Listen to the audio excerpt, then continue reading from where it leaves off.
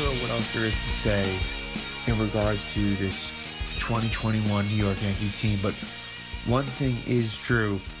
This Yankee team knows no limits to just how poorly they can play. And it doesn't really matter when it is, whether it's beginning of the season as we saw, whether it's in the heart of the season or at the very end, that this team is more than capable of just playing like utter shit. And that was very apparent in this home set against the Cleveland Indians as they got absolutely demolished by a combined score of 22-4 against the Cleveland Indian team that is under 500, that is playing out the string, and had no reason to win, honestly, any of these games. And it included a game in which Garrett Cole got really hit hard, or at the very least, had a very, very ugly stat line. And the bats just continue to be cold. It's been a thing all year long. They can't seem to snap out of it.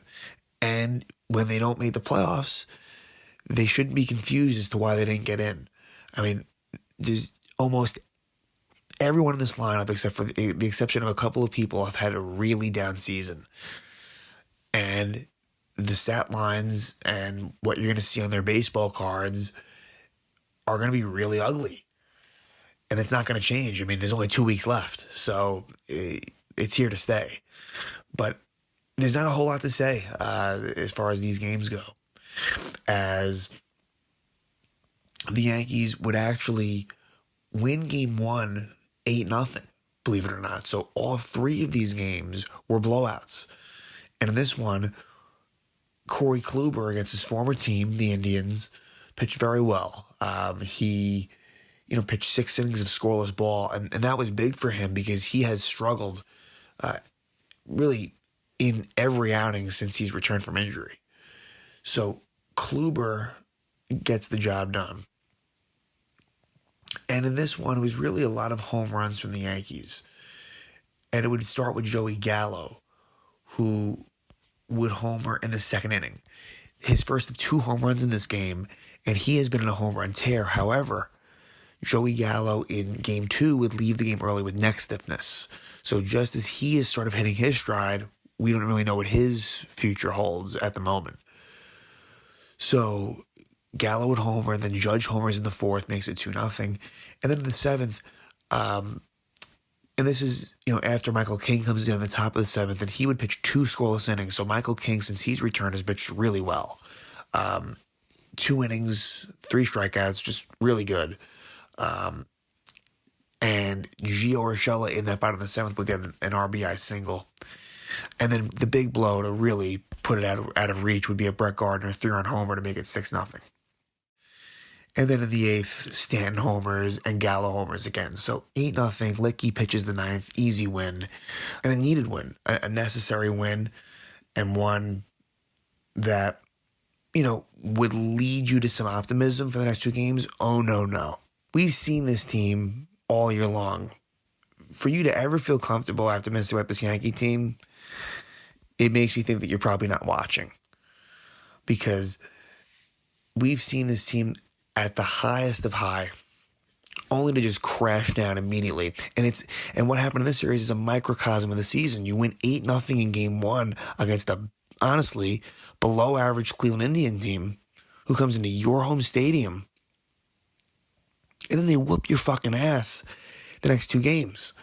So in Game 2, it would be Luis Gil against Aaron Civale. And Civale has been good for Cleveland this year. And Luis Gil, it's been a struggle lately. The control was an issue in the minors for Luis Gil, and it's been a major problem for Luis Gil in his last few starts.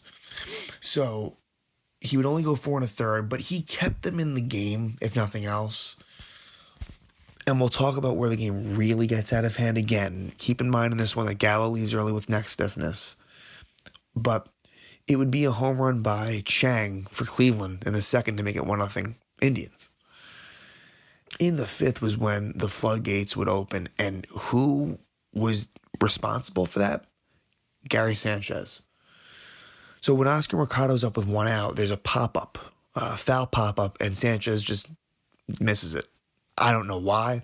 I don't know how.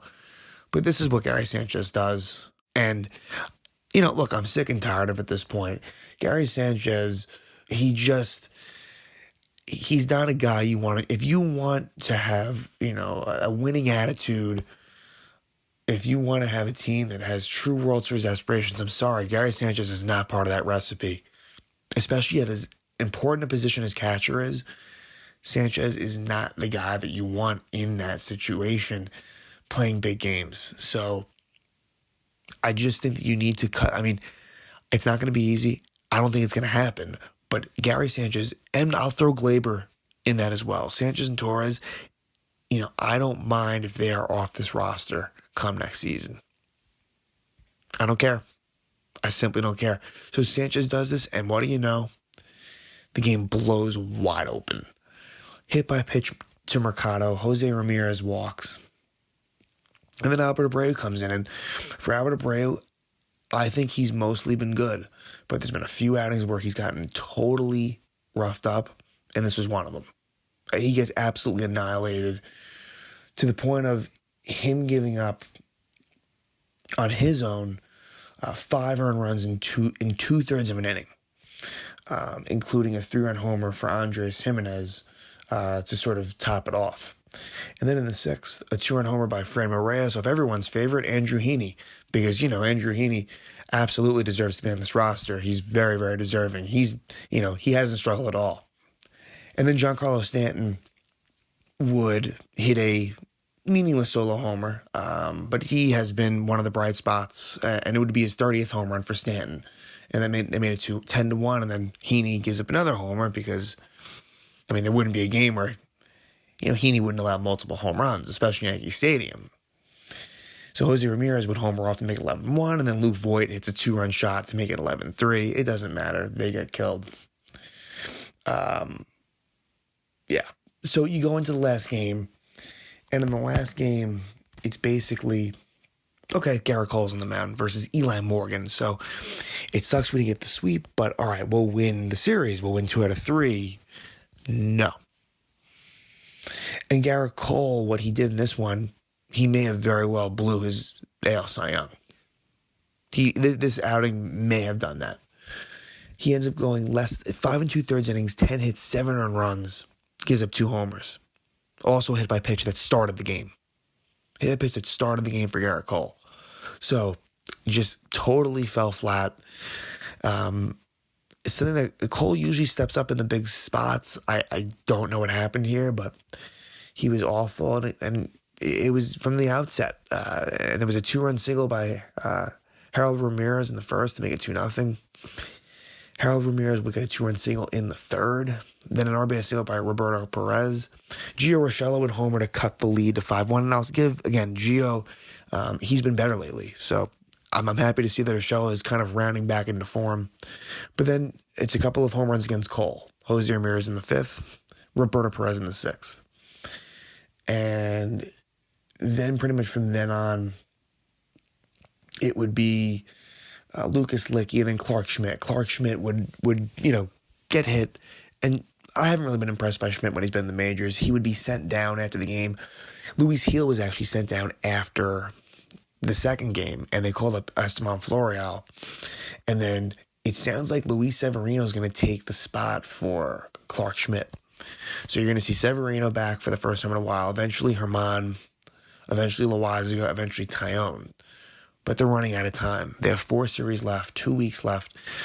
And this Texas series coming up, where you will see the likes of Nestor Cortez, which I would say is a very good thing. Jordan Montgomery, who's coming off a good outing. And Corey Kluber, who's also coming off a good outing. Those are your 3 guys. And you cannot get anything less than a sweep against Texas. A team that's 55-94, you have to sweep them. You have to.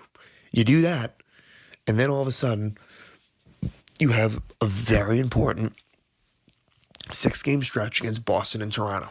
And that will determine your season right there. But it would be a shame if they fucking shoot themselves in the foot again by playing bullshit baseball against teams that they should be beating. It'll say a lot about them to me if they don't sweep this series. It just tells you all you need to know. So there is no, messing around now. They need to win games. Like, there's 12 games left. They need to go at least 9-3 to give themselves any chance to make it. So we'll see what happens. They'll be home against Texas. I have my doubts that they'll be successful just because that's the way things are with the Yankees, certainly in 2021. But I'm hopeful that if they can do this, at least you set yourself up for what should be exciting series. Ones in which I personally think that Boston and Toronto are better than the Yankees. I think that they are more deserving to make the playoffs than the Yankees are, unless they somehow really finish off strong here in the last 2 weeks. So, Yankees are still alive, but barely breathing.